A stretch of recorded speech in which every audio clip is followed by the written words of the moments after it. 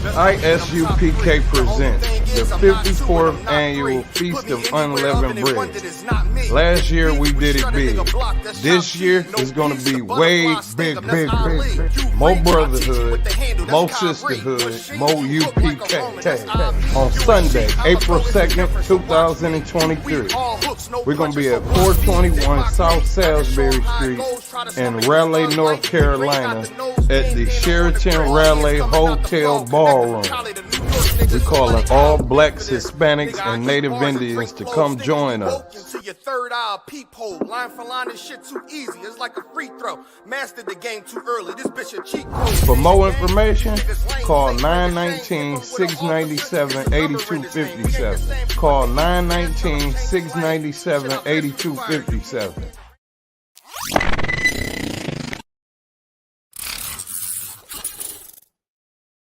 Shalom Israel, and when I mean Israel, I'm talking about the black, Hispanic, and Native Indians. The Lord's 54th annual Passover is going down again this year, sundown, April 1st at 500 South Salisbury Street in Raleigh, North Carolina at the Downtown Conventional Center. It's got enough room for all of us.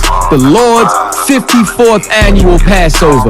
Last year, brothers and sisters showed up from all over the world, rocking ancient garments and glorious apparel in order to serve the Most High in Christ. Now, it's that time again.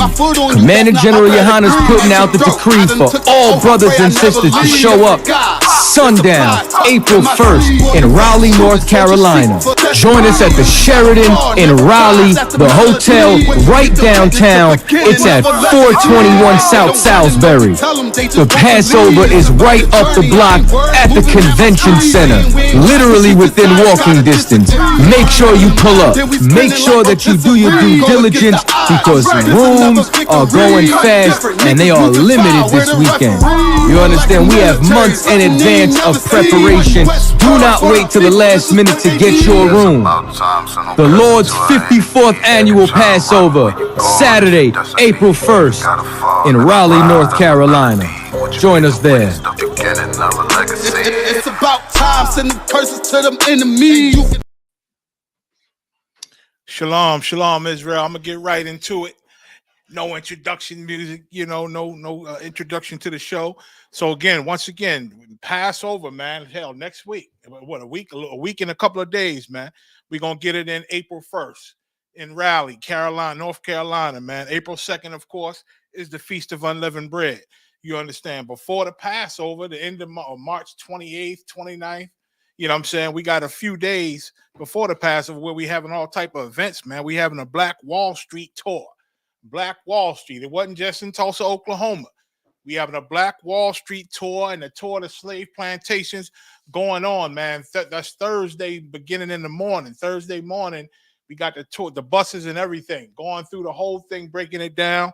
We're going to see our roots, man. Like black people, we had strongholds even in America, even under oppression. We had strongholds all throughout America, man. Not just Tulsa, not just Oklahoma, many states, man. Hell, early 1900s, we had a 500 black bus company. 500 buses for black people, owned by black people, man. But we were so brainwashed by this oppression. We were so duped and tricked by the witchcraft of this government that black people started to complain to that black bus company and said, listen, we want to ride the white buses. We want to get on white buses. And the owners of the company said, well, I mean, I can't do nothing about that. I mean, I got this black bus company, you know what I'm saying? Because our stuff wasn't good enough for us because they made us believe that we was dirty. And we believed it. They made us believe that we was less than, and we believed it. You understand? They made us believe these things. You understand? And we bought into it, and we wanted white toilet seats rather than black toilet seats. We wanted our behinds to sit on their toilet seats with them. Why? So we could feel like one of them. So we could feel clean like they are. You understand? We wanted to drink out of their water fountains so we could feel clean and accepted like they are. Our black water fountains, it just ain't good enough. You understand? That's the brainwashing of this place. That's what they do to us. You understand? But when you find out we the greatest people on this earth, the chosen people of God, and there's nobody greater than us. Once you learn that and really study that and understand that, your life becomes a whole lot better, man. The darkness over your eyes is lifted and you see clearly. We ain't in the best situation right now. Why? Because our God put us here. Because of what we did. We deserve this. But we at the end of the punishment, man. We at the end of the punishment, man. You about to see great riches and wealth and more than everything, power. Power. That's what we want. Power. We want the power to make them do what we say. You understand? We want the power to tell them, don't look us in the goddamn eyes if we choose to. You understand? Just like that power that they've had towards us for so long, in their hatred towards us and their injustice towards us. They've exercised that power and they still do. 2023, America is just as racist and murderous as they've always been. So again, I'm going to get right into it. Got a few questions to get off the board. You know, their brothers been waiting to get these answers. So this first one, Harold Roach. Name sounds familiar. If he might be one of the brothers in the school, one of the officers, I believe he is. I don't know his Hebrew name, but he says, Salakia, sir, what does the American flag really stand for? That's his question. And let me announce this too before I get into it. Next week, there will be no Ask Ye the Prophets. After this show today, I'll see y'all in 2 weeks. Next week, no Ask Ye the Prophets. Everybody, take time from this point on to get ready, make your final preparations for Passover, man. For that week coming down the rally, we getting it in. And don't forget Wednesday, next week, Wednesday, Captain Akai got that slaughter of the lambs down there in North Carolina. So go on the website for all the details. Call one of the captains. You get the exact details on how to flow and what to do. You understand? But the brother asks, Salakia, sir, what does the American flag really stand for? Well, in research and checking it out, this is what many people say. This is what they say the American flag means. Today, the flag consists of 13 horizontal stripes and 7 red alternating with 6 white. The stripes represent the original 13 colonies, and the stars represent, the 13 colonies are the devils that took over and made it official, like this is our land. These 13 colonies, we rule this land. Our oppressors, when they first came over and really officially took over the land after slaughtering Gad and slaughtering Judah and slaughtering even the Hispanic tribes in Central and South Americas, man. They did all that to get this land. You understand? It said, what did it say? The stripes represent the 13 colonies and the stars represent the states of the Union, the original 50 states of the Union. The colors of the flag are symbolic as well, which it said the red symbolizes hardness and valor. Hardness and valor. Another research said that it represents bravery and valor, which is the same thing, which in essence, the red of the American flag means war and blood and killing for this place. The killing that it took, the battling and the warfare and all the bloodshed and the heads being cut and the skin being pulled off of Gad and all the things that they've done to establish stealing this place. That's what the red represents. Valor and bravery. They call it oppression, death, and destruction is what the slaves would call it. You understand? What else? It says the blue. Let me see. Excuse me. The white first. The white symbolizes purity and innocence. And we all know that that's what they think of themselves, right? We know that that's what they think of themselves.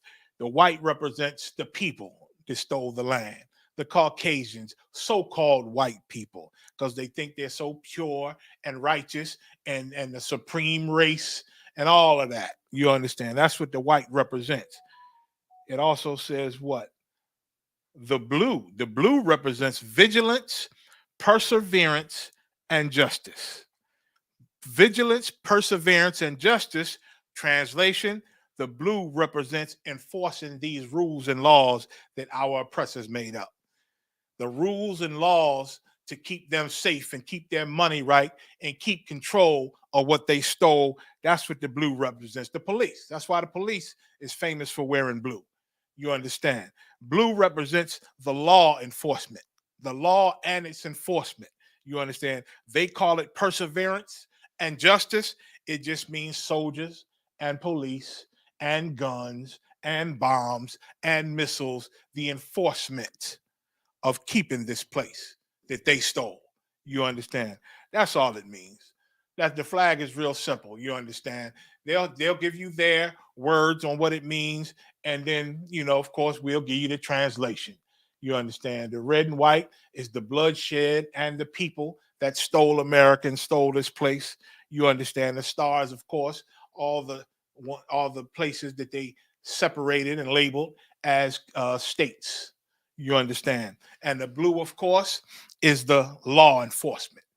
The law enforcement, the enforcement of the law, which, when they made the Constitution and white people made these rules and laws, they made it so the police, the military would protect and serve them. Protect and serve. That's what the police are famous for, right? Protecting and serving. But it was never to protect and serve the slave. They're protecting and serving the rich white people from the slaves that might want to revolt because they've been robbed and oppressed. You understand? They've been robbed and oppressed. My fault. Let me supposed to be on TikTok. Give me 1 second. All right. All right, give me 2 seconds. How do I flip this? Man, what did I do? Give me 2 seconds. I didn't mess this up. Give me 2 seconds. All right, here we go. All right. Going live and right now. So I'm live on TikTok also. You know what I'm saying? Officer, shout out to Officer Yediah showing us old folk how to go live and utilize this online stuff, but they kick us off often because we forget the new words that we got to use. So I'm gonna do my best. I'm gonna try to be professional and do my best. You understand? So once again, the American flag, that's what it represents. That's what it means. That's what it means. So I'm gonna go to the next question. The brother Rakabia says, Shalom, General. Gave a salute. Yabashim Shabrakatah. He says, Salakia, sir. I have a question that's been on my mind for years. He said, I know it's not scripture, but I've always thought the Lord created many more beings that may be in other dimensions. He said, the Lord is everything. So in my mind, I said, surely we can't be the only ones. But my question is, do you think we will be able to go to other dimensions and other kingdoms and visit other beings created and or fight for other beings and be saviors to other beings that are being oppressed? Not sure if I'm wrong in the spirit on this, sir, but I'm not going to lie. I would definitely enjoy it. Salakia, just wanted your take on it, sir, if you don't mind. And Thawada, General. Well, Israelites, we got hellified imaginations, you understand? So it's only normal that we be thinking about, what's going to happen after the kingdom. Listen, I have a vivid imagination also. You understand? I know you mentioned dimension. Well, first of all, we know the Lord, he created different types of beings. We know that. You understand? He created us for the earth. You understand? We create earthen vessels, and I forget the word in the scripture. And he created beings like the spirits. You understand? For another dimension, another realm. You understand? And it ain't wild to think that there are other life in other places somewhere. Now, what he going to do with us once we enter the kingdom and all of our adventures? Hell, I done thought the same thing, brother. I said, maybe the Lord will have us go get some rebellious race on some other planet in order. Go beat the hell out of them and get them in order. You know what I'm saying? And execute judgment on that planet or that place. You understand? It's endless. You understand? And listen, you ain't the only one. Listen, Ezra, when you read the Bible, Ezra used to ask all type of questions, but the Lord had to keep him in check. You understand? The Lord had to bring him back down because his mind, his heart would go, and want to know answers to all type of things. You understand? I'm gonna read about Ezra first and see what the Lord told him, and then I'll continue this. You understand? I'm gonna go to Second Ezra's 4th chapter and the 1st verse. And I'm gonna read down to 11. And just to give you a background on Ezra, 2nd Ezra, the 4th chapter, right? Ezra, he wanted to know why the Lord was punishing Israel with the oppressors that we were oppressed by. Ezra was seeing the oppressors live good, man, and be rich, just like 2023. He was seeing the oppressors live good and be rich and have power, and Ezra was jealous. Ezra was jealous. He said he saw the oppressors, in their wickedness, and he was just wondering why. He wanted to know the Lord punished Israel. He wanted to know why our enemies, why we get punished like we do, and these oppressors ruling over us living good when they are more wicked than Israel.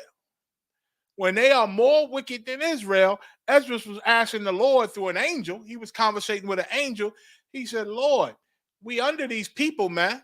And you read this in the 3rd chapter, 2nd Ezra's 3rd chapter. He said, we under these people who's oppressing us, and they rich, and they living good, and they living wonderful.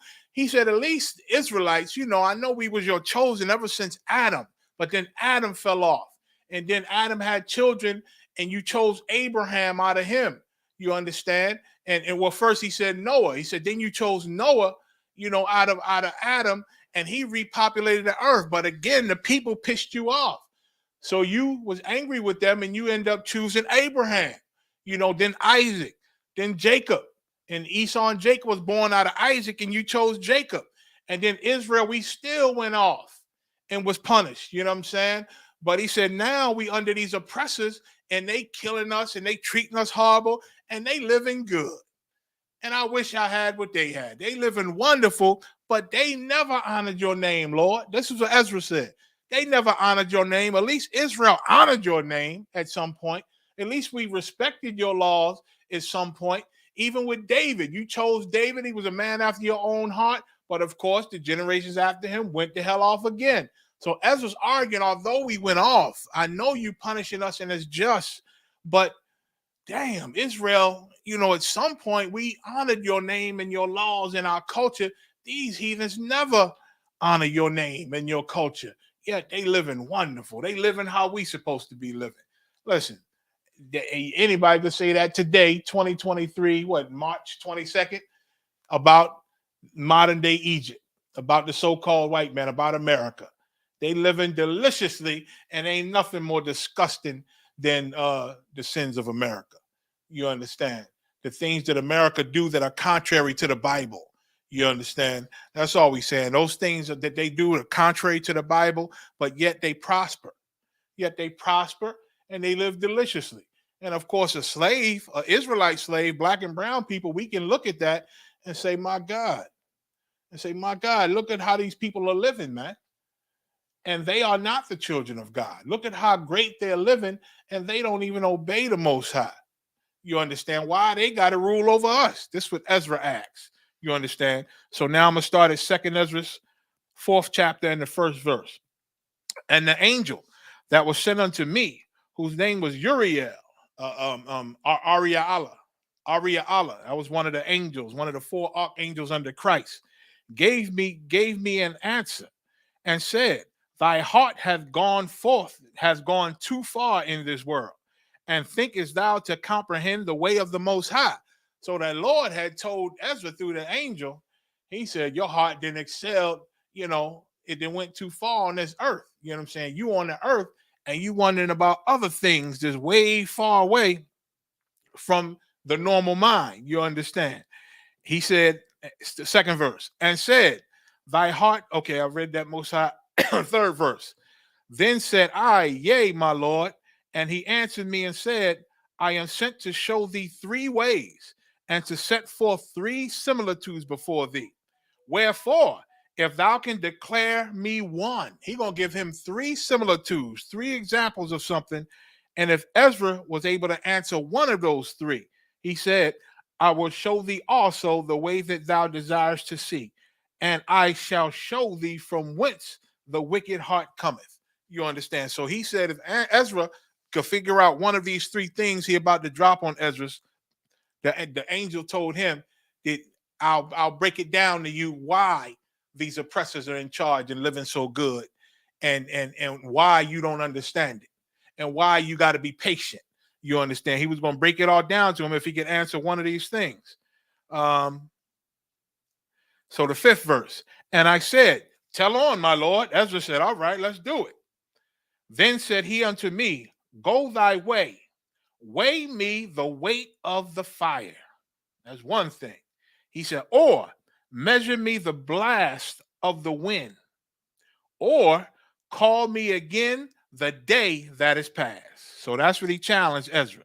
He said, Ezra, if you could weigh fire, if you could, what did he say? He said, if you could measure the blast of wind, if you could bring back a day that's already passed, if you can go back to the past, like they do in all the movies, all the make-believe Hollywood movies, if you can do that, Ezra, I'll break all this down to you that you want to know. You understand? And he said, then Slocket, 6th verse, then answered I and said, what man is able to do that thou shouldest ask such things of me? So Ezra told him, right. I mean, I'm a man. What man can do those things? We ain't the Most High. We ain't omnipotent and all power. You understand? We men on this earth. So who can do that? Why would you ask me to do that? 7th verse. And he said unto me, if I should ask thee how great dwellings are in the midst of the sea, or how many springs are in the beginning of the deep, or how many springs are above in the firmament, in space, in the sky, or which are the outgoings of paradise. 8th verse, peradventure thou wouldst say unto me, I never went down into the deep, nor as yet into hell, neither did I ever climb up into heaven. Nevertheless, now I have asked thee but only of fire and wind, and of the day wherethrough thou hast passed, and of the things from which thou canst not be separated, and yet canst thou give me no answer of them. Meaning this, the angel asked Ezra 3 things that he deal with every day. Fire, he deal with wind, and he deal with the deep. He deal with the sky. He sees space every day, and the waters and the springs. That's what he deal with every day in his life. But he's saying, I that's all I asked you about. I asked you about those things, and you can't even answer me. Reading on, 10th verse. He said unto me, moreover, thine own things and such as are grown up with thee canst thou not know. Like Ezra, the one lived them days in the past. He lived through them. You understand? He see fire and wind every day. And the angel saying, your own things, those simple things that if I asked you and that you grow up with every day, you don't even know those. You don't even know those. 11th verse. How should thy vessel then be able to comprehend the way of the highest? Like we ain't figured out how to master what's here on the earth yet. There's a lot more things that, we as humans can have the ability to do. The Most High, he's all science. He's all mathematics. You understand? Once upon a time, a TV would have been magic to the people on the earth. In ancient times, you turn on a TV, it will be magic. People are in this box talking, and the light, it will be magic and witchcraft. They want to put you to death for fear of you. You understand? For fear of you. But now, through science, through technology, all these things are easy, man. Cell phones, hell, light bulbs. Light bulbs. Once upon a time, the prophets, I think it was Ezekiel, he saw the chariots, man, full of lights and technology. And he said it had eyes all over, eyes all around it. He called them eyes because he knew they were just lights. He all the light he knew was a lantern in a flame. You understand? So the things we know now would be witchcraft and magic and sorcery. We would be gods to the people of ancient times. Imagine what we still got to learn right here on the earth, man. In this kingdom that's coming, I'm sure we're going to learn how to do a lot of things, man. We probably learn how to pull the oxygen, pull the water out of the air, man. Separate H2O, separate it, man. Separate the oxygen from the damn hydrogen.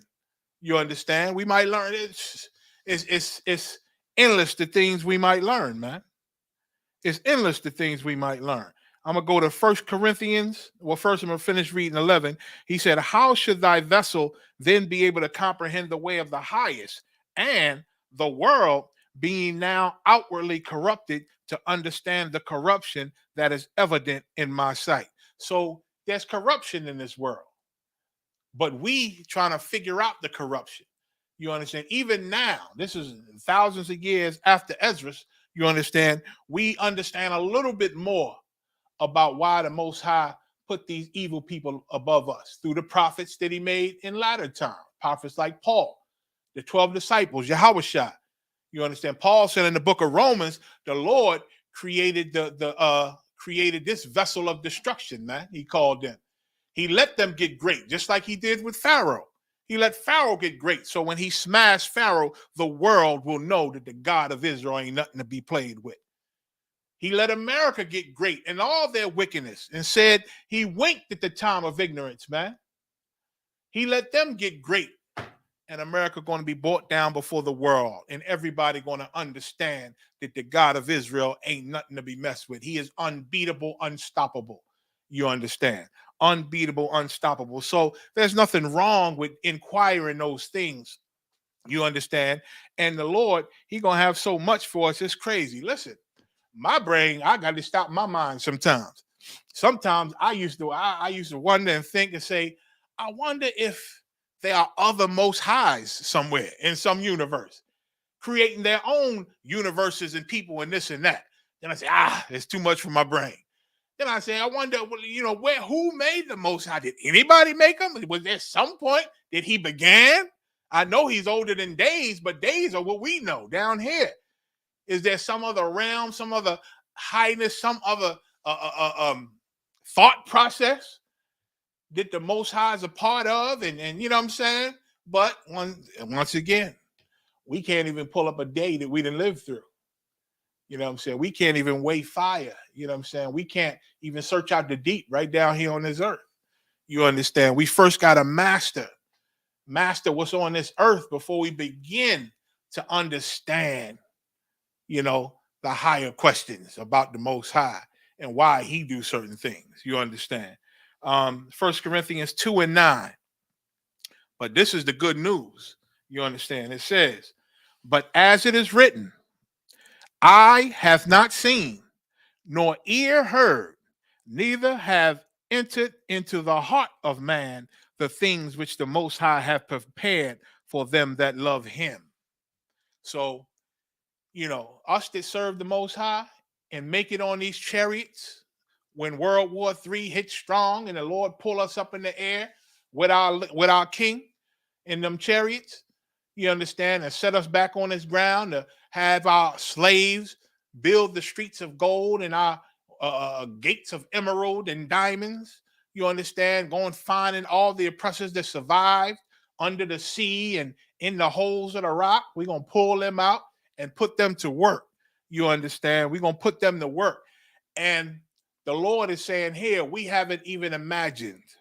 We haven't even imagined, and nobody has ever seen all the things that the Lord got in store for us. He got some things in store for us. That's what it just said. The things which the Most High have prepared for us, man. Have prepared for us. You understand? That's what he's saying. God got things prepared for black and brown people that we could never imagine. We look at white people and say, look how great they live. And I want to live like that. I want mansions. I want Lear jets. I want helicopters. I want to lay on the beach. And I want to do this and do that. All of that is small compared to what the Lord is going to give us. What the Lord is going to give us. When we live in our full power and might under the Most High in Christ, in our kingdom, when America's destroyed, we're going to look back and say, man, white man wasn't living good at all. He wasn't living good at all. We thought Americans was living good. We was jealous of it because of where we at right now. We way on the bottom of the bottom of the. We got to come up some to be on the bottom. You understand? Black and brown people, we got to fight to come up to be on the bottom. That's why all this marching and protesting and civil rights and this and that and this and that. They did all that for all these years and all the preaching and the protesting and this and that. And they still got to fight to vote in 2023. They still trying to get the Nazi teachings of white supremacy and the ways of the South taught to the kids in schools, man. We still living under certain Jim Crow laws in 2023. Meaning all that fighting and marching and being punched in the mouth and sending our babies in the white schools to be spit on and punched and beat. We are still, we a little still below the bottom. We ain't even got to the bottom yet. All that marching, all that protesting, all that civil rights. You understand? That's where we at. That's where we at with it. You understand? And so that's it. So it's nothing wrong with thinking like that and asking them questions, but it's a lot we got to learn before we start understanding those type of things. You understand? But we gonna have some good times in the kingdom for eternity. You best believe that. Us, your wives, your kids, the whole nation. We're going to live good and enjoy ourselves. Once again, they're going to amuse us in the kingdom, man. Like, those are the small things I could think of. I know we're going to have damn near what's equivalent to Olympic Games with the heathens, with the Edomites and the Hamites and challenging and boxing each other, knocking each other's bridge off just for entertainment. You understand? I keep bringing this up. I'm going to have my servants and slaves, a lot of them, I'm going to have the races. My game's going to be called the race. I'm inviting all the brothers over in big arenas and sisters and all that. And we're going to have the races, man. And I'm going to have all of them. I have a line of them, right? On one side of the field. The other side of the field, I'm going to have a trough, a big giant trough. And I'm going to tell them, listen, I'm going to light every one of your hairs on fire. We're going to pour flammable things on your heads. And then we're going to light them on fire. And then y'all race to put your heads out. And some of you might survive, some of you won't. Matter of fact, I think the original plan was to have one barrel, not a big trough, one barrel, meaning all of them ain't going to make it.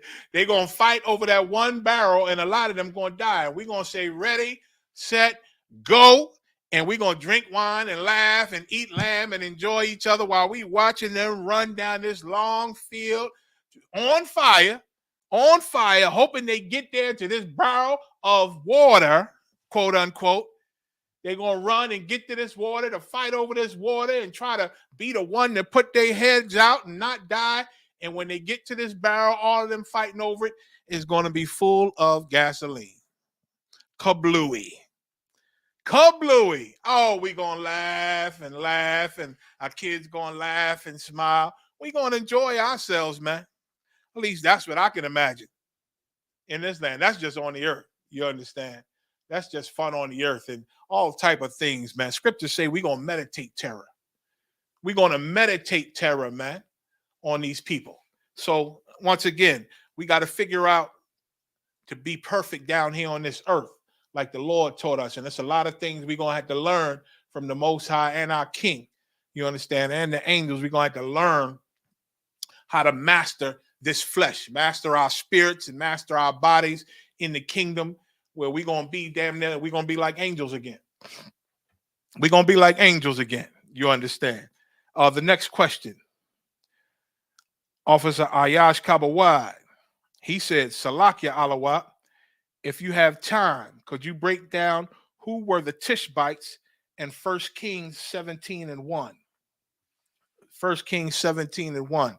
So I'm gonna let me pull up this thing about the Tishbite. So the script First Kings 17:1 calls Elijah, the prophet Elijah, calls him a Tishbite. Calls him a Tishbite, and all that means, Ayash. Let me get it.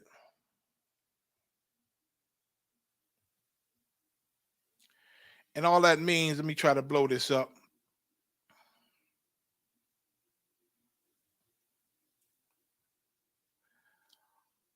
All it means is that if you can see it, is Elijah, excuse me, He was from a land called Tishbe.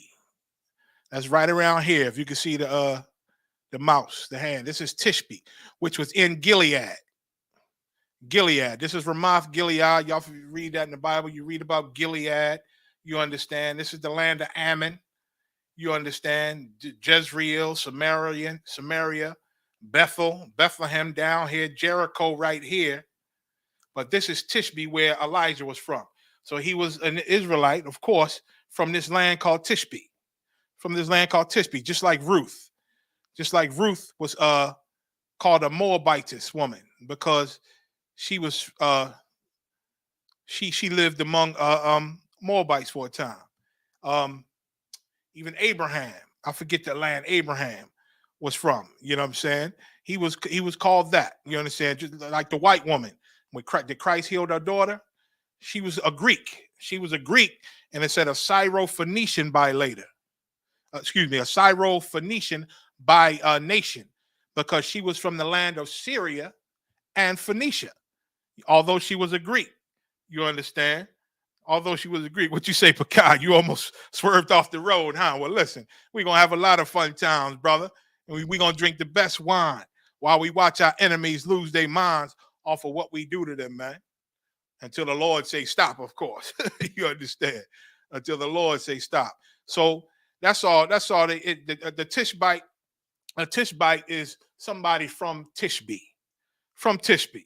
You understand? That's all that is, Ayash. So let me pull up this email real quick. Let me see, which one is it? All right, boom. Let me pull up this email. I'm gonna get this couple of stories. Boop. All right. Let me share that. All right. Make sure y'all can see it. Y'all see this? So now, this is a story I want to get that interested me. You understand? It says, where's the justice? They call for his firing. Instead, the Columbus officer who shot sleeping, unarmed black man within seconds of the encounter, he was able to retire. They let him retire. Boy, it must be beautiful to be Caucasian. It must be beautiful to be a white American, man. I mean, I know they can, you know, it's first of all, it takes everything for them to even go to jail and be charged and go to jail. I don't know what they got to do. You understand? But boy, they give them the benefit of the doubt and let them. How do you let this man that's being investigated retire and still get his pension? He retired with his pension, right? It said weeks after Donovan Lewis's family filed a civil lawsuit against a Columbus police officer for his wrongful death, that same cop retired. Now, relatives of the 20-year-old are speaking out and demanding answers about how this was allowed. Like, we are treated like dirt and nothing all the time, and they are always given the benefit of the doubt. And listen, I'm fine with it. Do your thing in America, Americans, because there's a kingdom coming called the kingdom of God, the kingdom of Israel. A black man named Yahushua, Jesus Christ, is going to rule it, and the 12 tribes of Israel ruling it under him. In that day, we're going to see some privilege. And that day, we're going to see some good, strong privilege. You understand? And we're going to love that privilege. And we ain't going to be ashamed of that privilege. You understand? And we're going to exercise that privilege. And you're going to be jealous of that privilege. You're going to wish you was us in that day. You say, how come I couldn't be a nigga? Just like Israelites, black and brown people, they wish they was you in 2023. Because of how you living, how the power you got, how you ain't afraid when police pull you over. Your life ain't in jeopardy every day, every minute. So they damn near, a lot of our people wish they was you. Try to please you enough where you'll accept them as one of you. That's been going on since after slavery, yeah. You understand? Been trying to be accepted as one of you. Don't let an Israelite, a black and brown person be born super light skinned where they damn near pass as one of you. Brother, they take that thing. A lot of them putting on medicine from what I hear. Putting on skin creams and all that to try to lighten their skin to be like you. Oppressor, to be like you. Well, in our day, in our kingdom, you're going to pray every day that you could just go to sleep and wake up a nigga. one of us, because of the power we're going to have and the greatness we're going to have and the authority we're going to have in that day. You understand? So I'm going to watch this video of how fast they shot this brother and how they did our brother. And this ain't nothing new. This is all the time. This is all the time. Terry, this video really gives us insight into the moments that led up to the shooting, and we do have to warn you, it is intense. Officers are going room to room trying to clear the apartment. When they arrive at the room where Donovan Lewis is in bed, an officer opens the door and that fatal shot is fired. We're going to let about 40 seconds of this video play for you and stop it before they go into the room. Again, a warning, this video is very unsettling and difficult to watch. Here. Here.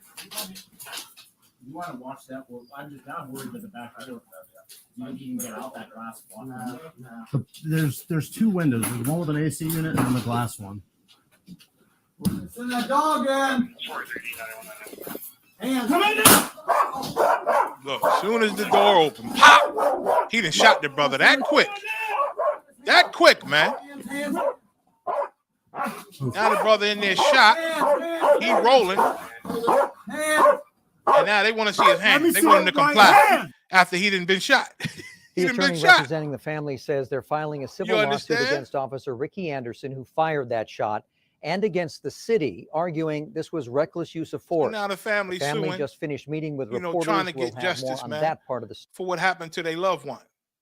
For what happened to their loved one, man. This is how they treat us. Let me tell you, once again, this is their kingdom. Christ said it. This kingdom is not, this world is not my kingdom, Christ said, paraphrasing. This is not my kingdom. If it was my kingdom, he said, then would my servants fight? Why? Because the oppressor that's oppressing us in America is the same oppressor that was oppressing us during the time of Christ. This is his kingdom. Once again, Satan tried to offer Christ rulership before his time. Satan went to Christ and said, you see all this, and showed him all the kingdoms, including America, and all the riches and the wealth and the good times and the partying and the drugs, and said, listen, man, if you serve me, Christ, if you bow down right now and serve me, I'll give you rulership of all of this before your time.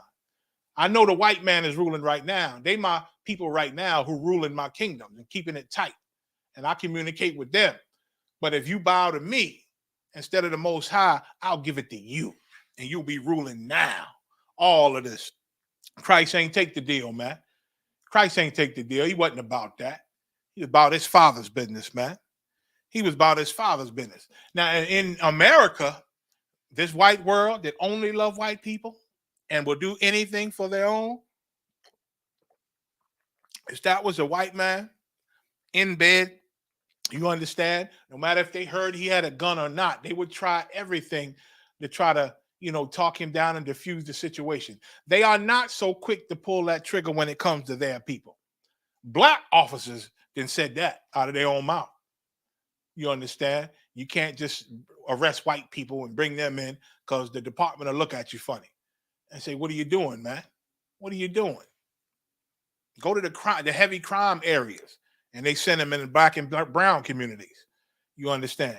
Because it ain't hard. It is hard, excuse me. It is hard to bring charges against the average white person. And white people take care. They so gentle. They so gentle with their own people, man. Soon as it opened, man, wasn't even a second. You right, Yagadar. Milliseconds, man. You understand? That's all it takes. Like, we can't even sleep in peace. We can't sleep in peace. Okay, they say he had warrants. They come in to serve a warrant. But why are you so quick to kill black and brown people, man? We've been struggling with this beast since the book of Genesis, man. Said Esau and Jacob struggled within her. They were at war fighting each other in their mother's belly, man. So this ain't a new war. It's just that most of our people, man, most of our people don't realize we in that war. You understand? We don't understand we not in that war. We think everything's good and everybody ain't racist and everybody's nice, man. Let me get this next one. This next one is horrible too. You understand? Bear with me. Get this technology. Here we go. Get this next one, man. There's a horrible story too. I'm gonna read some of it. Make it bigger so y'all can see it. All right. So it says, I begged. Newly released video shows New Jersey officers 4-hour standoff with activist Najee Seabrooks before he's fatally shot. Family fails to successfully intervene. He had a lot of family members there too during this whole thing, but that don't stop this beast. That's what family members don't understand, that this beast, all of you could be there. They will murder your loved one right there in front of you. Friends and family of a New Jersey man killed by police after he called them for help. You understand? The man who was going through a mental episode. He called the police. You understand? But he was killed by police after he called them for help during a mental health crisis and said he was a shooting survivor who worked to reduce gun violence in his neighborhood. You understand? That's what he said. That's what he did when he on his meds. He helping to stop violence and stop brothers from hurting each other, man, and stop falling into the guise of this oppressor. You understand? Najee Seabrooks, 31, was shot to death by Patterson police after a 4-hour standoff on March 3rd at his Mill Street apartment. His friends and co-workers argued if police hadn't prevented them from negotiating with the man, that he still would be alive. Like, the family wanted to go in there. The family wanted to go in and try to help out. But, of course, they back everybody up eventually, and they want to do the job. Because their job is, if he don't listen to us without hesitation, we are going to annihilate him. We are going to make him unalive. You understand? I'm begging the officer, showing them text messages, things that Najee is saying to me. All I want to do is see your face, and I'm coming, and I'm going to come out. That's what the text message. They showing the cops, look, he want to come out. He just want to see our face, man. He's afraid. I told the officers this. They did not allow us in. Seabrooks' supervisor, Teddy Martinez, said during a March 7th vigil. He telling what went down, man. Oh, man, give me 1 second. Gotta pull it back up. He telling what went down. You understand? Let me scroll down. Seabrooks joined the Patterson Healing Collective 2 years ago after recovering from gunshot wounds in the hospital. So he was a victim of gun violence and decided, you know what, I'm going to do something about this, man, to try to stop this in our community. You understand? But we all born with certain ailments and different things. He had a mental issue, probably was on meds, and sometimes the meds stop working or you go off the meds or something happened to unbalance the meds. You understand? This is what he was going through. But he was cognitive enough to call the police. And we're going to see it in the video in a second. He woke up to the he woke up to the executive director, Lisa Caudry, and another member standing next to him. Chowdhury, who had known Seabrooks since he was 16, said it comforted him to see a familiar face after the traumatic experience. She believes his mental health crisis may have been a side effect of the violence he lived through most of his life. Hell, and that's all of us, man.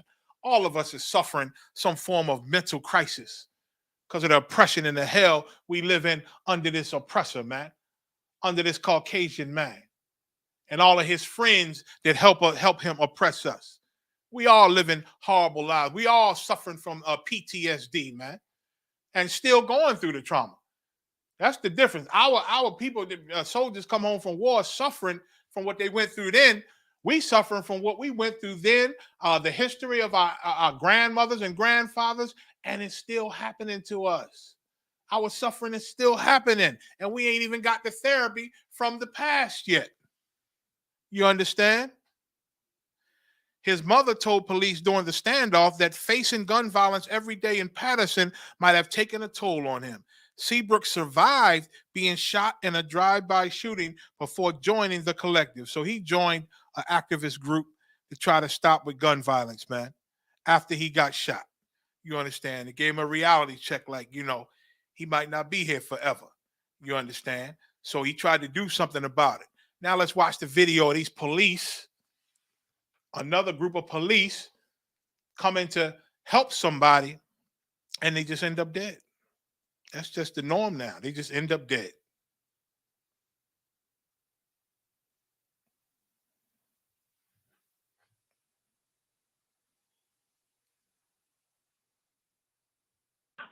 (911) Now, this is the call. He called 911. Two cop cars to Mill Street. Hold on. Look, I get 2 cop cars to Mill Street.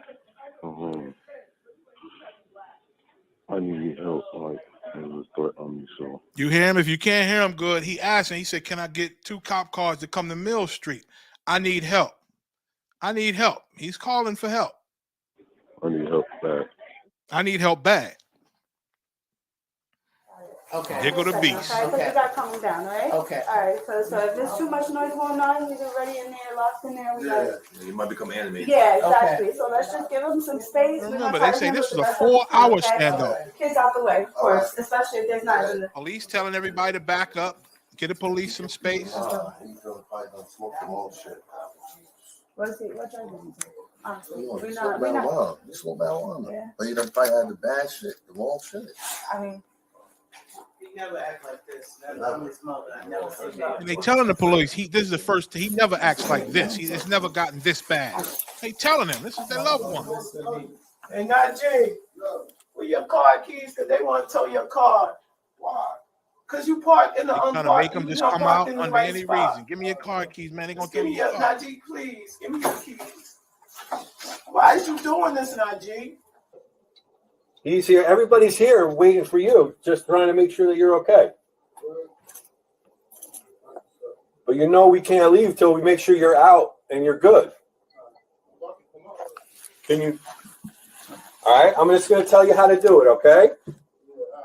Just open the door nice and slow, but whatever knives you have, you got to put down, okay? That's what we heard, that you had knives. That's what the call came in as. All right, so how can we rectify that? How can we make this go away? But I can't bring them down here. That's the problem. I will let you talk to them as soon as we get you out and safe. But I can't let them down here right now because the situation's not under control, right? I'm going to have one of these guys slide the ID under the door. All right? I'm going to slide it right under right now, all right? You get it? You see it? The ID, right? That's who's right out in the hallway. So if I had him come and talk to you, would you come out for me? Huh? Yeah. What's all that noise in there? What was happening? The shower rod fell? So what happened? Excuse me, like Dr. Dog said, guns already grown. They got the guns out, they ready, boy, ready. Man, just keep back and she's still, right? Man, look, I'm out of the fight here, okay? You see him? He got something in his hands. Hold on. I don't know what it is. I'm out of the fight. I'm out of the fight. Okay, back up. Okay, back up. Back up. Back up. Back up. Be careful, okay? You got a knife in his hand, Captain. Najee, come on, man. A little to the left.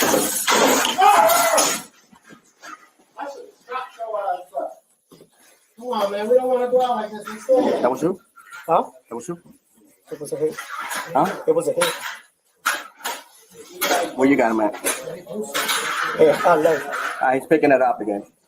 Make sure you say less than lethal. Hey guys, less than lethal, less than lethal. And he trying to tell these murderers. One of them say, Guys, man, less than knife lethal. on left hand. He started a fire. He started a fire. He's burning his shirt. He's burning his shirt. Still got a knife on his hand. He's starting a fire. They scared to get up close, man. Sometimes somebody out of their mind. Sometimes you got to subdue them, man. You got to use some aggression. You might have to tap that chin, but you don't kill them. You don't murder them. Yeah. Fucking knives and some heavy shit to bust on you on the head. Okay. I gotta get close. And then I got a gun in my pocket. And I got an extra clip on the tug. Okay. That's in case I had to get a shootout with one of them. Okay. You know what I'm saying? So I was prepared to get into a shootout, to be honest with you. I wasn't prepared for all this other shit. Drop the knives. Just drop the knives, Naj. Look, man, you gotta be feeling really crappy right now. Let's get you help. Drop it. There it is. There it is. Cuff him. One of them will scream, less than lethal. But when the shit hit the fan, these cowards, these scaredy cats, they shoot to kill. Everybody good. Everybody good. We good. We're good. When it comes to black and brown people. When it comes to black and brown people, of course. They don't shoot to kill with everybody. I've seen videos where white people got a gun. They say, drop the gun, drop the gun. No, kill me. I'll kill all of you. I'll kill all of you. He lift the gun up. Come on, man. We don't want to do this. We don't want to do this. Drop the gun. Then they eventually get some sharpshooter to shoot him in the hand. I saw a video where they went so far as to get a sharpshooter and shot the devil in the hands. Shot the oppressor in the hand where he dropped his gun. Then they rushed in. You understand? They rushed in. Like, you don't see that kind of care with black people. We have a cell phone and they open fire. Let alone a gun. We have a gun in our hand. We ain't even got to point it. And we have license to carry. We done been murdered just for them seeing a gun. And then find out later you got a license to carry. I think Philando Castile had a license to carry. They murdered him in front of his babies. You understand? But white people, boy, it must be nice. That's why I try to work so hard in the UPK, because I want to know that feeling of utter power. And the feeling that I am one of the enforcers. I'm one of the police for the Most High. And if you heathens step out of line, I'm bringing fire and brimstone down on you. I want that feeling. I want it. You understand? And so I roll with Commander General Yohana. You understand? I roll with him because of that. You understand? Like, they got no care, no regards, no nothing for us. You understand? It always end up the same way, in murder. Once again, let me announce, next week, there will be no Actually the Prophets. I'll see y'all in 2 weeks after this show, all right? After this show. So and today's show not going to go too long either. I got one more thing I want to bring out to y'all. A lot of y'all might have saw this. I interviewed a sister, right? Let me pull it up. I want y'all to watch this and hear her answers, and then I'm going to talk about her answers after that.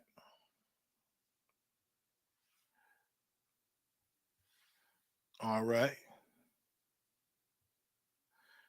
So what did I call this? Sister admits if you're on the police force and not stopping the bad cops, you're part of that hate group. You can listen to her answers. So, sis, you stated earlier that you believe if you're a member of the KKK, then you should be labeled as a hate group like the whole entire organization, right? You can't be in the KKK and say I'm peaceful, because that's what a few of them say. I'm a peaceful racist. But you, in your opinion, you can't be part of the KKK and not be a hateful racist like the rest of them, right? If you're part of the KKK, you're part of you're hating on different races, so you're showing some form of hatred because you dislike a certain race. If it's not of your race, then you dislike it. So that's a form of hate. So yes, that is a hate. You're hating on people. I don't care if you use the violence, if you use your, words or actions, you're showing some type of hate towards other race. That's hate. That's a hateful act. I don't care how you look at it, it's hateful. No problem. And you stated earlier that you believe there's some good police, even though there's a whole hell of a lot of police that show racist violence and brutally beat the black and brown community and kill unarmed black and brown people. You stated that you believe there's some good cops, right? Yes, I do believe there are good cops. Yes. And now I stated, in my opinion, like you said about the KKK, these good cops on the police force, I believe if they're part of this racist organization, this hurtful, violent, murderous to unarmed black and brown people organization, I believe, in my opinion, that if you're part of that, even if you don't do the violence, if you're part of that, you're still part of the hate group. What's your take on that? Well, if you see your partner or someone else doing wrong and you don't stand up for what's right, then yeah, I guess you are a part of it. But if you're a good cop and you're not going to allow no one to steer you away from what you got on the force to do, and if you chose to do good, then you're going to check your partner. If you don't check your partner, then yeah, you're part of that hate group too. I agree, sis. They're part of the problem. If you're a good cop and you see cops brutalizing the black and brown community and hurting them, you are supposed to arrest them. You're supposed to stop that. That's your job, right? Right, you'll check them. Yeah, that's your partner. Yo, dude, that's not cool. Yeah, if you don't stand up for what's right, then you're part of it. Now, if you're police and you know this is going on and you see this is going on and you turn a blind eye, I think you're part of that hate group, part of the problem. You're part of the problem. If you say you're doing good and you got on the force to do good, then you need to show it while you're in the police force too. And even if it's your partner, check them. You need to check them, because if you don't, then they're going to continue on doing what they're doing. Thank you very much. Salakia. So you hear what the sister said, right? She agrees that if you're on the police force and you know you got a partner that's like this doing crime and abusing and oppressing and terrorizing black and brown people like they famous for, you know, she said they should stop them. They should do something about it, or they're just as guilty. They can't consider themselves a good cop if they're not stopping the bad cops. In other words, a good cop, he will be putting bullets in those police that shoot unarmed people or beat the hell like the cat that killed George Floyd. You understand? With those other cops that was around him, if they were good cops, they would have put a bullet in him, or they would have tackled the hell out of him to take him off of George Floyd. That's a good cop. And listen, and just like she admitted, and this is the heavy part, she understands that what the KKK is famous for in history, right? But she also believes if you are part of that organization, even if you have never lynched or burned a cross or did any violence, she believes that you are still part of a hate group. You're still part of that group. You're no different. You understand? Well, that should be and is the same for police. Now, she couldn't say that, of course, because after the show, she explained to me that she works around correction officers and police, and she works with people from the halfway house. You understand? And listen, during the times when the KKK was wearing hoods and riding through, riding on horses and all that, and black people were fresh out of slavery and worked around them and still being slaves, you understand? If you would have asked them, are all Ku Klux Klan members bad? They would have told you no. They would have told you no. Seeing all the evil and the murder that they do because they work close to them or in close proximity to them, they would tell you, no, they're not all bad. And that's fear. That comes from a form of fear. And just like people today, they are scared to say that the police is a hate group. They are scared to say that there are no good cops. They are scared to say it. If there was good cops, we would hear about what they did to the bad cops, because damn near the whole force is bad.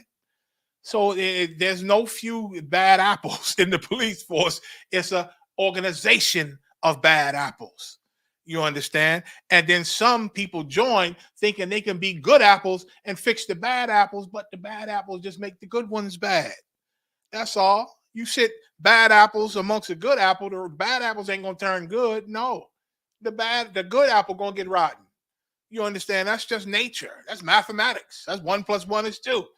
You understand? So any cop that think they're a good cop, you know who's a good cop? That sister. That sister's a good cop who was some sergeant. She was with her white partner, and they handcuffed this guy. And the white cop started to beat the hell out of this brother. And she gripped this cop up, this white cop up. And that cop turned around and punched her dead in the damn face. Punched her dead in the face. Now, this is a bad cop. Punching a good cop in the face. You good cops, you grow some goddamn balls and start punching these bad cops in the goddamn face. If you was a good cop. The bad cops ain't scared to knock you the hell out. He punched this female cop. This white cop punched his black female partner, or she was on the scene with him. A black female cop punched her dead in the face. And you know what happened after the smoke cleared? She got fired. She got fired. Showing you the leaders of the police force, that police union, those top chiefs and sergeants, they are all bad apples, man. And when they looked at it, they said, what the hell is she doing stopping him? I don't care that that guy was cuffed and he was beating the hell out of him. She should have never put her hands on him. Get out of here, and fired the good cop. Those are good cops, the ones that get fired and get punished. Those black and Hispanic cops that formed that group in New York after they left the force because they saw the racism and the harassment. Those are good cops. If you was a good cop, you wouldn't be a cop anymore. Or you'd be shooting, punching, or arresting the bad cops. You understand? So if you're on the force and you're not doing none of those things, you are bad. You are a bad cop. You're part of the problem. You're part of the racist organization. You understand? You damn right. You damn right, because our solidarity makes them one and the same. Like you can't think, you know, I used to think that in my simplicity. In the world, I hated white people. I couldn't stand our oppressors, right? And I figured, man, I need power to do something to these people, man. And I thought that I got to join the police force. I said, I'm going to join the police force so then I would have power like they got power. And they can't just arrest me and they can't just do nothing to me. I'll have the same power and I will terrorize our oppressors' children. That was my thought. So I was from Philly. I didn't apply in Philly. I went out to the suburbs. I went out to the suburbs outside of Philly and applied for the police force out there. Of course, they ain't pay me no mind. They probably took my application and laughed at it after I left. But I did. That was my goal. I wanted to join the suburban police so I can arrest and beat the hell out of and terrorize, you know, oppressor criminals because they way more criminal than us. I wanted to do that to them, but the Lord delivered me from that and brought me to the ISUPK eventually. But that's fear when you cannot say that all police are bad. There's no such thing as good cops. Come on now. Good cops aren't cops anymore. That's just the plain truth. 1 John 14:4, 1 John 4th chapter, and the 16th verse. 1 John 4th chapter and the 16th verse. I'm going to read down to 18. And we have known and believed the love of the Most High, the love that the Most High have towards us. And it's a lack of faith. Like Blackets and Hispanics, we the most spiritual people on earth. But we scared of this man like he is God. We got more fear for him than we do God. And God said our whole duty is to fear him and keep his commandments. But we fear this oppressor even more. And anybody who can't say all cops are bad has that fear. They lack faith. You understand? 16, and we have known and believed the love of the Most High, the love that the Most High have toward us. The Most High is love. God is love. And he that dwelleth in love dwelleth in the Most High, and the Most High in him. And the Most High said in the Bible that this is love, that ye keep my commandments. And my commandments are not grievous. They're not hard to follow. There's no law in America that forbids you to follow the laws of God. That's an excuse that a lot of people give. That's an excuse. Now, if you really love the Most High, which is obeying him and fearing him and keeping his commandments, then you dwell in him and he in us. You understand? 17th verse. Herein is our love made perfect, that we may have boldness in the day of judgment.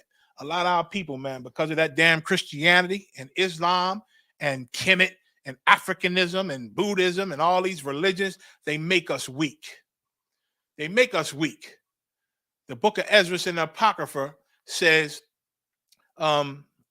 never seek their peace, which means their love, their acceptance, their togetherness. Never seek their peace. Talking about the oppressor, our enemies. It said, never seek their peace that ye may be strong. But here we go. We got to try to make them love us. We got to show them and take the high road. You've been taking the high road ever since slavery. And where's that got you? No goddamn where. No goddamn where. That's why I like that councilman. What's his name? Hayes, I think. He said he said it. He said it in the damn council member room. He said, look, you say something to me, you get dirty with me, I'm gonna get way dirty. I ain't taking no high road. Damn right. Damn right. Somebody has some boldness.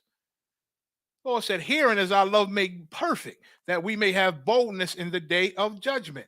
Because as he is, so are we in this world, man. So are we in this world. Christ was so bold that they put him to death, that they murdered him. And he received the kingdom for it, man. Now, if we're going to be followers of Christ, let's stand in boldness like he did, man. Unto death, if it got to be that. If it got to be that. 18th verse. There is no fear in love, but perfect love casteth out fear. Because fear have torment, man. Fear have torment. Only thing we supposed to fear as Israelites is the Most High God of Israel. That's it. That's it. Because if you fear anything else, it has torment. It'll destroy you, man. You'll be a slave to it. You'll be a slave to it. Fear has torment. He that feareth is not made perfect in the love. What love is that? The love of the Most High. The love of his people. The love of his nation, man. The love of his culture. He can't love his culture because he's too afraid of these people, man. You can't do it. You can't do it. Psalms 62 and 10. Psalm 62 and 10 says, trust not in oppression and become not vain in robbery. If riches increase, set your heart not upon them. I know it seems like they got everything, like Ezra's complained about, the riches, the wealth, the glory, and all that. And we some of us want to do anything to get that, anything for them to give us a piece of it. No, let's not do that. To hell with them. Let them keep it. Let them keep their riches. Let them keep all the wealth. Let them keep their glory. We will have our day. You understand? Don't trust in this oppressor, man. Don't trust in him. Isaiah 36 and 6. Lo, thou trusteth in the staff of this broken reed. A staff and a reed is like a stick to help let's say an elderly man, to help him balance and to help him walk good. You understand? And our oppressor has become like a reed to us. We hold on to him so we can stay balanced, so we can stay up. And we think that's going to help us. But the Lord called it a broken reed.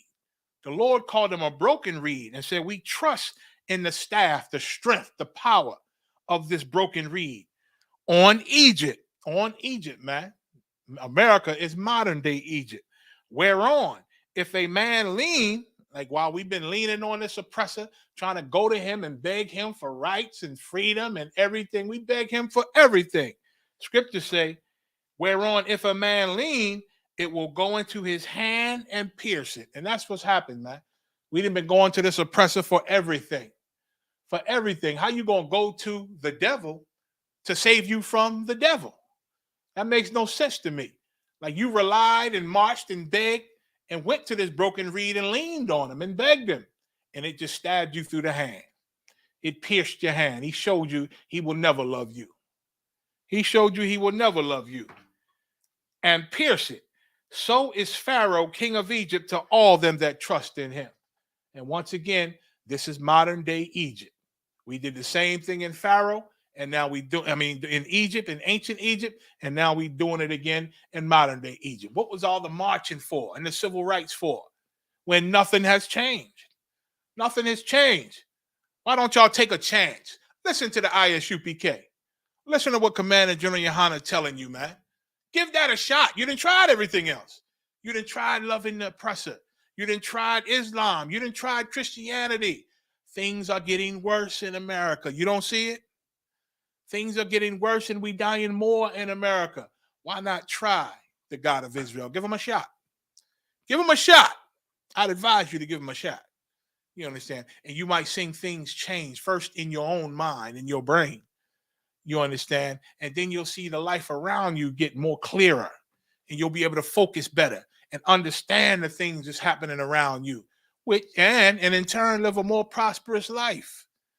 Us in the ISUPK, we believe in God, man. We believe in the Most High Christ, and we obey him, and we walk in the ways of our King, a black man named Jesus Christ. That's what we do, man. That's what we do. And that has kept us safe and kept us ready and prepared for anything that's going to come. Anything. Micah 2:10, last one. Micah 2nd chapter and the 10th verse says, arise ye, talking to you Israelites, and depart, talking about from America, from modern day Egypt. Not physically depart, but depart your mind and your spirit and your love. Depart your dedication. Depart, to take those things out of America. Why does it say that? He says, arise ye and depart, for this is not your rest. This ain't the place to rely on your career and think it's going to go on forever. You understand? Thinking this place ain't going nowhere. I remember when I first came into the truth, I ran into a brother that had been in the UPK before me and had left that quick. And he said, oh, man, yeah, I'm familiar with them. I used to be part of them. I said, yeah, well, what happened, man? What you doing? He on the streets in downtown Philly. He said, man, I just realized the white man ain't giving this thing up. The white man ain't giving this thing up. I said, brother, you gonna one day realize you've been a fool. I knew that much as a young officer. I said, one day you're gonna realize you've been a fool. You understand? He said, well, we'll see. I said, definitely, we're gonna see. You understand? This is not the place, man, of our rest. This is not the place to get comfortable. It said, because it is polluted, it shall destroy you, even with a sword destruction, man. Now, those secrets, those keys was put in the Bible that your church don't tell you about, man. These things. The church don't show you the segregation that God put all in the Bible, the separation and the segregation. You understand? And the love of your nation only. The church don't show you that because why? They don't understand this book. They spiritually sleep. They spiritually sleep. You understand? And they got, oh man, Lord willing, I pray for all of them though. I pray before it's all over, they wake up. The Lord put the spirit on them and they make it on them ships with us, man. And I pray for all Israel in the ISUPK. You understand? Once again, next week, I won't be, there will be no Ask Ye the Prophets. I'll see y'all in 2 weeks for the next episode of Ask Ye the Prophets. Passover, about a little more than a week, man. April 1st. We're going to get it in. April 2nd, the Feast of Unleavened Bread. Listen, it's going to be extraordinary. Thursday night, the all-black party. I'm enjoying myself. We having a full-out concert, a full-out concert, food, drink, brotherhood, sisterhood. You understand? Music, the performances. It's going to be real nice. It's going to be real nice. Commander Junior Holland went all out and set up a good week for us, Passover week, which is starts next week, and we're going to get it in. So with that, I'm going to say shalom, brothers and sisters. Until next time, let's do it big, man, and let's keep this faith, man, and we ain't going to let nobody stop us. Nobody. Why? Because I know you, all of you, just like me, we desire power, man, and we want power, and we in this truth, and we do this work not for nothing, not just to go sing and dance like they do at the church, not just to show up, but we do this because we want actual, real, living power over this earth under our King Yahushua. With that, shalom, brothers and sisters.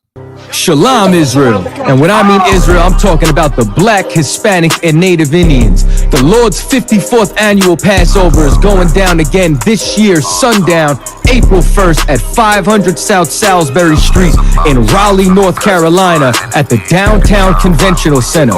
It's got enough room for all of us. The Lord's 54th annual Passover. Last year, brothers and sisters showed up from all over the world, rocking ancient garments and glorious apparel in order to serve the Most High in Christ. Now, it's that time again. Commander General Yohana's putting out the decree for all brothers and sisters to show up sundown, April 1st in Raleigh, North Carolina. Join us at the Sheridan in Raleigh, the hotel right downtown. It's at 421 South Salisbury.